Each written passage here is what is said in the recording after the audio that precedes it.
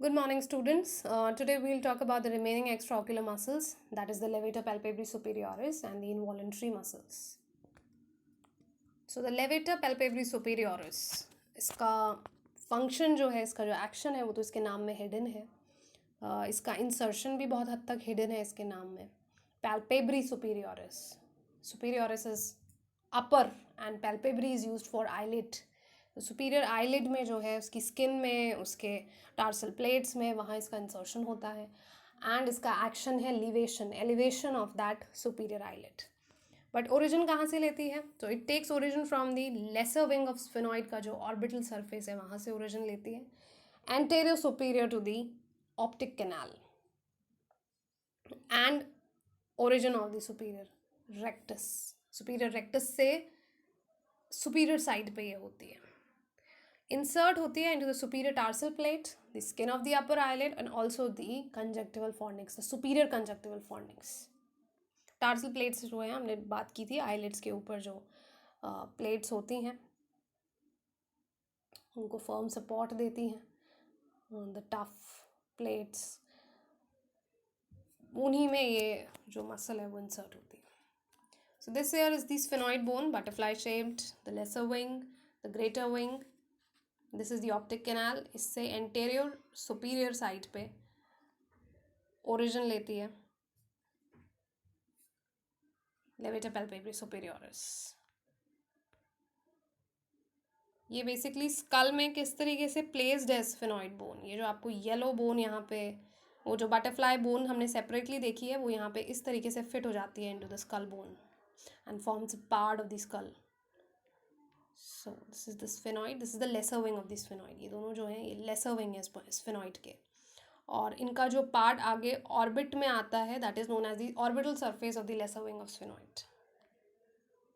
तो यहाँ पे ऑर्बिट में भी जो येलो पोर्शन है, this is the greater wing of the sphenoid and this is the lesser wing of the sphenoid.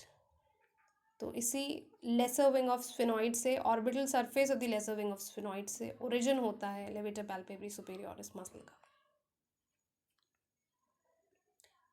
Insertion के लिए it goes anterosuperiorly to the superior rectus. ये यहाँ पे सुपीरियर रेक्टस है नीचे, और ग्रीन में जो मसल है दैट इज लेवेटर. तो ये ऊपर जा रही है, सुपीरियरली जा रही है to the superior rectus as well as anteriorly भी जा रही है. और फाइनली जाके इंसर्ट हो जाएगी into the upper eyelid, the skin of the upper eyelid, the tarsal plate and the conjunctival fornix. Nerve supply है ऑक्यूलोमोटर नर्व एंड इसका एक्शन है it will elevate the superior eyelid. उसके बाद जो muscles हैं वो इनवॉलंटरी मसल्स हैं and these are basically the superior tarsal, the inferior tarsal and the orbitalis.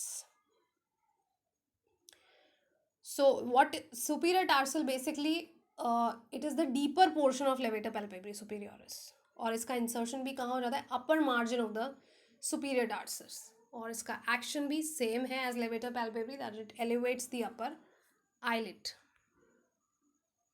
तो ये जो लेवेटर सुपीरियोरिस है, इसी के नीचे से, इसके डीपर पोर्शन से सुपीरियर टार्सल का जो ओरिजिन होता है and it gets inserted into the upper margin of the eyelid, the upper eyelid or the superior tarsus. Inferior tarsal muscle extends from the facial sheath of inferior rectus. जो inferior rectus muscle हमने discuss की थी, उसके facial sheath से ही ये muscle जो है extend करती है and it is inserted into the lower margin of the inferior tarsus और ये depress करती है lower eyelid को. थर्ड जो मसला orbitalis, it bridges the inferior orbital fissure. इसका एक्शन एज सच नोन नहीं है, बट ये ब्रिज बनाती है in between the inferior orbital fissure. So inferior rectus जो है वो यहाँ पे इंसर्ट हो जाती है at the lower margin of the lower lid. This is levator पैल्पेब्रिस superioris. These are the tarsal plates. So superior tarsal plate के upper margin में insert होती है superior tarsal muscle और inferior के lower margin में insert होती है inferior tarsal muscle. यहाँ पे इस फिगर में आपको यहाँ जो ये फिशर दिख रहा है, this is the inferior orbital Fisher, this is the superior orbital Fisher, this is the inferior orbital Fisher. और इस इंफीरियर ऑर्बिटल फिशर को में एक ब्रिज बनता है और उस मसल को बोला जाता है orbitalis muscle. So we are done with the muscles. The clinical conditions, दो बहुत कॉमन क्लिनिकल कंडीशंस हैं जो कि एक्स्ट्रा ऑक्यूलर मसल्स के साथ एसोसिएटेड हैं। पहली है स्ट्रैबिस्मस और squint. Very commonly it is it can be seen. And squint में क्या होता है कि the eyes they are not properly aligned with each other when looking at an object. Usually जब हम किसी ऑब्जेक्ट की तरफ देख रहे होते हैं तो हमारा पैरेलली दोनों जो आइज़ हैं वो एक साथ में अलाइन होती हैं। और इट इज़ बिकॉज जो जितनी भी एक्स्ट्रा ऑक्यूलर मसल्स हैं वो एक कोऑर्डिनेटेड फैशन में मूवमेंट कर रही हैं, साथ में मिल के मूवमेंट कर रही हैं वो। और तो वो जो एक्शन है एक्स्ट्रा ऑक्यूलर मसल्स का, अगर वो इम्पेयर हो जाए तो ये जो अलाइनमेंट है आइज़ का ये नहीं होगा प्रॉपरली। एंड वैसे स्ट्रैबिस्मस के बहुत सारे टाइप्स हैं, डिपेंड करते हैं कॉज ऑफ स्ट्रैबिस्मस पे। पर यहाँ हम जिस कॉज के बारे में बात कर रहे हैं दैट इज़ इनकॉमिटेंट और पैरालाइटिक स्ट्रैबिस्मस। जिस टाइप ऑफ स्ट्रैबिस्मस के बारे में हम यहाँ बात कर रहे हैं दैट इज़ नोन एज इनकॉमिटेंट और पैरालाइटिक स्ट्रैबिस्मस, क्योंकि इस स्ट्रैबिस्मस का जो कॉज है वो है इम्पेयर्ड एक्शन ऑफ वन और मोर एक्स्ट्राऑक्यूलर मसल्स। और इसका one of the very main reason है कि जो नर्व्स सप्लाई करती हैं एक्स्ट्राऑक्यूलर मसल्स को, अगर उनमें कोई लीजन हो जाए या वो इंजरी की वजह से हो या किसी भी वजह से अगर उनमें कोई लीजन हो जाए तो वो इन मसल्स के एक्शन को इम्पेयर कर देती है। इसीलिए बोला पैरालाइटिक स्ट्रैबिस्मस, न्यूरोजेनिक कॉज है इसका। And this image you can see the misalignment of the eyeballs. So this is because of the impaired action of the extraocular muscles. Symptoms जो हैं that is diplopia, double vision and vertigo. चक्कर आने की शिकायत करता है patient, particularly जब वो पैरालाइटिक स्ट्रैबिस्मस से सफ़र कर रहा है तब। ये दो सिम्टम्स कैरेक्टरिस्टिक हैं इनकोमिटेंट स्ट्रैबिस्मस के। There are other types of strabismus, उनके अलग सिम्टम्स हैं, साइंस हैं, but because this strabismus is related with the functioning of the ocular muscles, इसलिए हमने इनके बारे में बात कर। Another condition is nystagmus।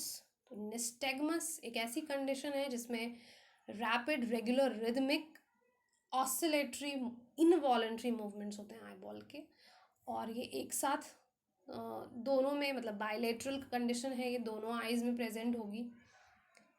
Causes हैं कि again it is because of the incoordination of the ocular muscles. Ocular जो मसल्स हैं जितनी भी हैं वो किसी सिंगल यूनिट में फंक्शन नहीं कर रही हैं। कोई भी मूवमेंट अगर प्रोड्यूस हो रहा है तो वो कोऑर्डिनेटेड फैशन में बहुत सारी मूवमेंट्स के कोऑर्डिनेटेड एक्शन की वजह से प्रोड्यूस हो रहा है। तो वो मसल्स अगर इनकोऑर्डिनेट हो जाए, एक मसल एक्शन कर रही है दूसरा नहीं कर रही है, एक मसल का एक्शन एग्जैजरेट हो गया है दूसरा बिल्कुल भी नहीं कर रही है, तो उसके उस इनकोऑर्डिनेशन की वजह से ये जो रिदमिक इनवॉलेंट्री मूवमेंट्स प्रोड्यूस होते हैं वो कंजेनाइटल भी हो सकते हैं, पैदाइशी बच्चे में प्रेजेंट है वो।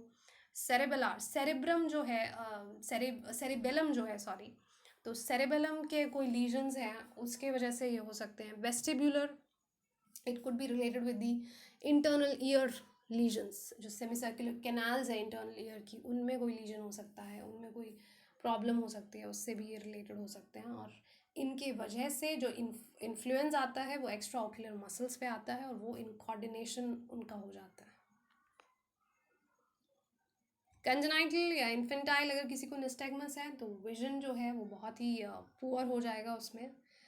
और भी दूसरे साइंस एंड सिम्टम्स हैं निस्टैग्मस के साथ, जैसे हेडेक की शिकायत हो सकती है पेशेंट को, giddiness, photophobia, that is light उसको टॉलरेट नहीं होगी, स्टेशनरी जो ऑब्जेक्ट्स हैं वो उसको मूविंग, उसको लगेगा कि मूव कर रहे हैं लेकिन ऑब्जेक्ट स्टेशनरी है, एंड ओकेजनल उसको डिप्लोपिया, डबल विजन, वो सफ़र कर सकता है इन सारी प्रॉब्लम से। So with this we come to an end of the extraocular muscles. Thank you so much.